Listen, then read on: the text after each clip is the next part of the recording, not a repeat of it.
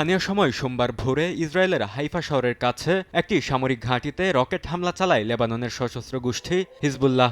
এক বিবৃতিতে গোষ্ঠীটি জানায়, ইরানের সর্বোচ্চ নেতা আয়াতুল্লাহ আলী খামেনি হত্যার প্রতিশোধের অংশ হিসেবে এ হামলা চালিয়েছে তারা। সংবাদ মাধ্যম টাইমস অব ইসরায়েল বলছে, ২০২৪ সালের নভেম্বরে যুদ্ধবিরতির পর প্রথমবারের মতো ইসরায়েল লক্ষ্য করে হামলা চালায় হিজবুল্লাহ। যদিও ইসরায়েল প্রতিনিয়ত লেবাননে হামলা চালিয়ে যাচ্ছে।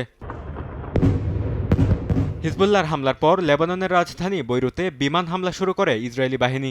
এতে অনেকে হতাহত হয়েছেন। দেশটির প্রতিরক্ষা বাহিনী বলছে, হিজবুল্লাহ ইরানি সরকারের পক্ষে কাজ করছে এবং বেসামরিক নাগরিকদের উপর হামলা চালাচ্ছে। এছাড়া বিনতে জেবেইল শহরসহ দক্ষিণ লেবাননের ৫০টিরও বেশি গ্রামের মানুষকে তাদের বাড়িঘর খালি করতে নির্দেশ দিয়েছে তেল আবিব। হামলার মুখে জীবন বাঁচাতে পালাচ্ছেন হাজার হাজার মানুষ। এদিকে ইসরায়েলে হিজবুল্লাহর রকেট হামলাকে দায়িত্বজ্ঞানহীন অভিহিত করে গোষ্ঠীটির বিরুদ্ধে ব্যবস্থা নেওয়ার হুঁশিয়ারি দিয়েছেন লেবাননের প্রধানমন্ত্রী। তিনি বলেন, ইসরায়েলি হামলা একটি বিপজ্জনক কাজ, যা লেবাননের নিরাপত্তা ও স্থিতিশীলতাকে ঝুঁকির মুখে ফেলছে। এটি ইসরায়েলকে আগ্রাসন চালিয়ে যাওয়ার সুযোগ করে দিচ্ছে। হামলার সঙ্গে জড়িতদের গ্রেফতার ও লেবানন রক্ষায় প্রয়োজনীয় ব্যবস্থা নেওয়ার কথাও জানান তিনি। বরকতুল্লাহ, সময় সংবাদ।